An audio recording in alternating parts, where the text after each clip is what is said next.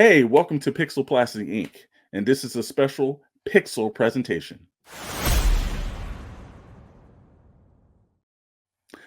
Hey, we're going to talk about Rebel Moon, Part 2, The Scargiver. And the other two members of the crew felt like they didn't want to actually go through with this. So we drew the Lucky short orange to the bastards. sticks. I know, didn't it?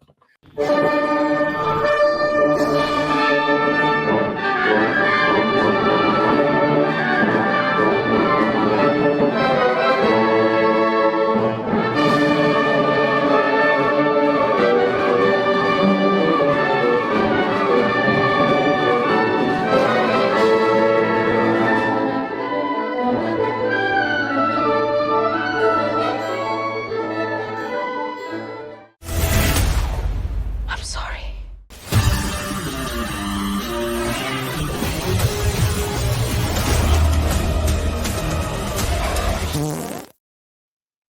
Well, I can already tell from that title alone. If this hasn't given you scars already, it will soon will. Look, the first presentation, I think we were all hyped. And first of all, like the scroll said, we have to give an apology to Kathleen Kennedy. I know that we have given her a lot of crap over the years, and we thought that she hadn't protected the franchise. But if this was what he presentation that he gave to her, then she made the right choice, because in no way, shape, or form should they have spent the $166 million for his two parts on a Star Wars film. I don't think this would have worked. What about you, Dr. Brantley? No, this was a terrible idea, and it doesn't fit. It's strange because it like alternately doesn't fit with Star Wars, and yet it's a copy of Star Wars. Yes, and it's probably one of the lesser versions of Star Wars, I will say. Look, there's a little bit of the lore in there, but let's be honest. Let's give it what it is.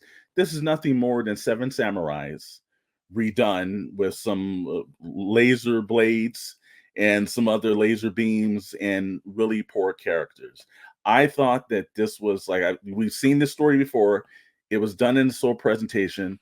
Part one, I thought part one was actually a little bit slower, but then I saw part two and I was like, wait a minute, actually, part one actually picked up the speed a lot better than part two, because part two starts off extremely slow. And I think for Yeah. the first 30 minutes, you're sitting there like, what's going on? Because nothing's Well, really going on.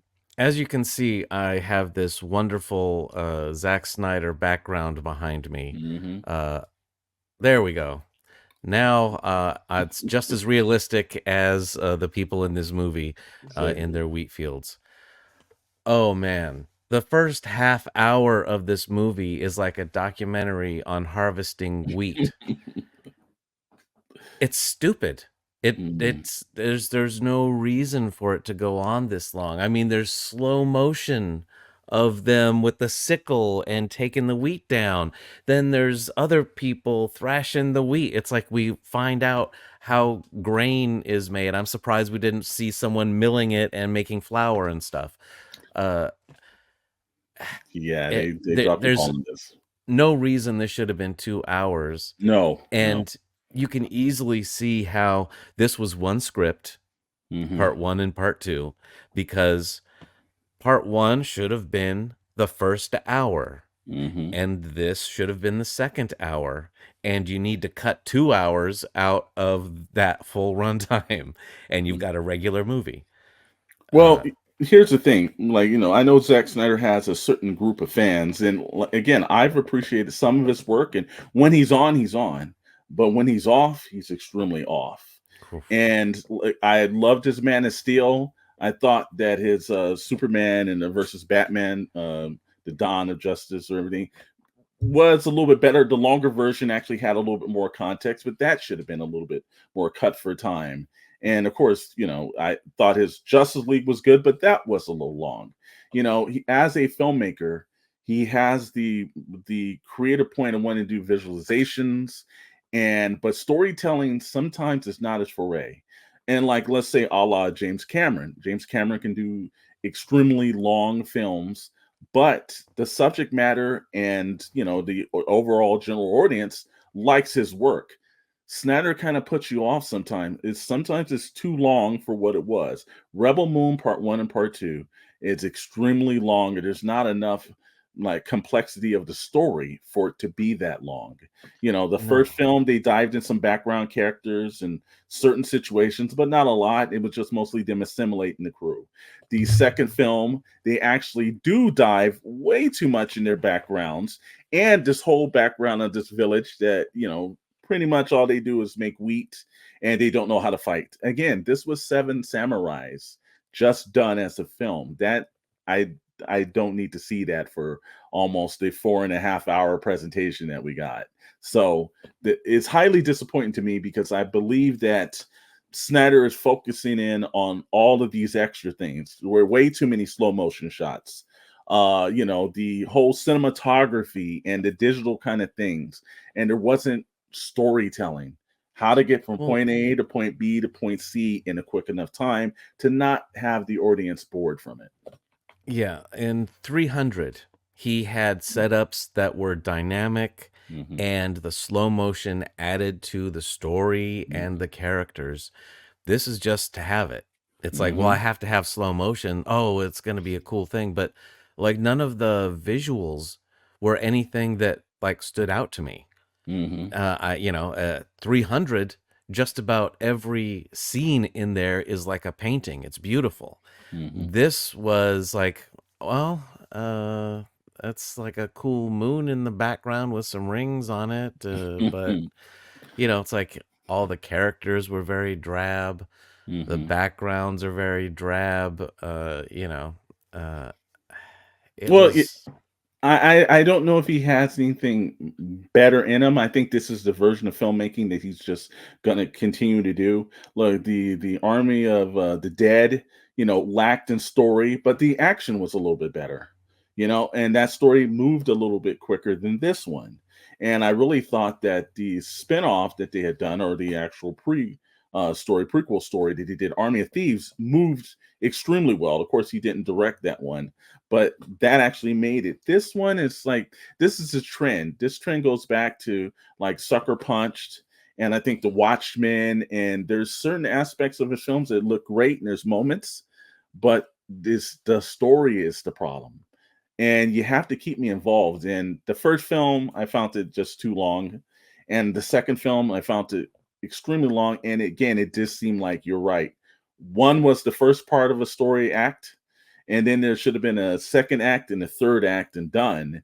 And it seemed like he just split it down the middle, and it's like part act one and a half is the first film, and then act 2.5 is the end, and it just wasn't needed to that. And I think that you know I don't know what he's done from this. I don't know if there's going to be a part three because the critics are really killing oof. this right now.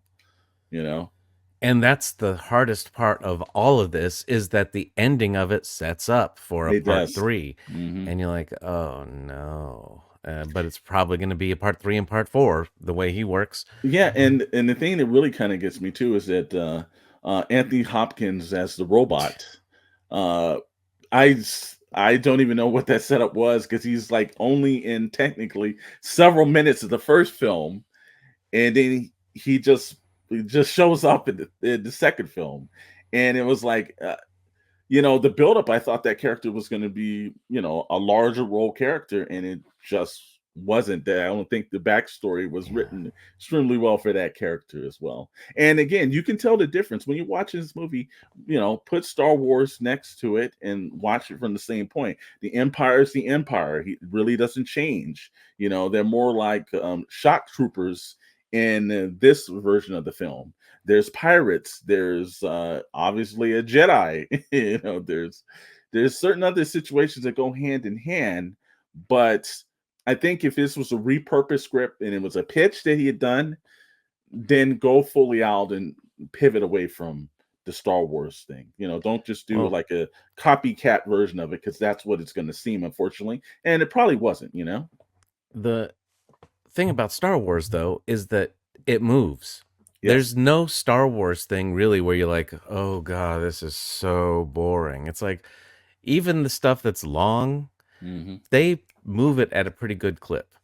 And This had none of that. It's like that he seemed to almost to be adding scenes to pad out the Hmm. runtime. Hmm. Uh, and I was thinking about this, like when you're putting the team together. First of all, the script should have worked like this: bad guys come in at the beginning.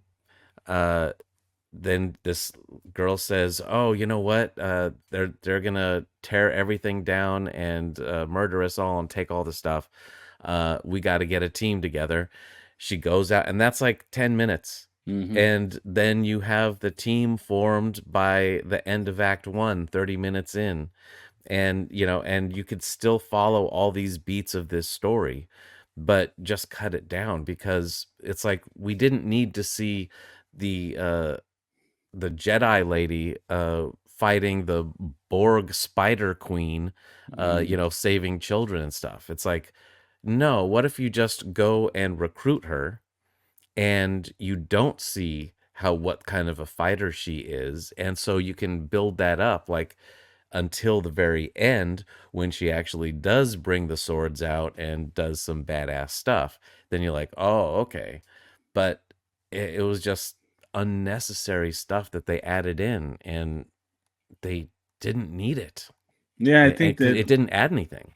I think that's the aspect that I think, like I said again, Snyder's working for style, and sometimes when you go for style, other things are basically subtracted from it. And this one is just a clear, decisive part of storytelling. And again, while I think that Zack Snyder's a very talented director, but I don't think he's a great storyteller. And I think that's what was missing and lacking in this.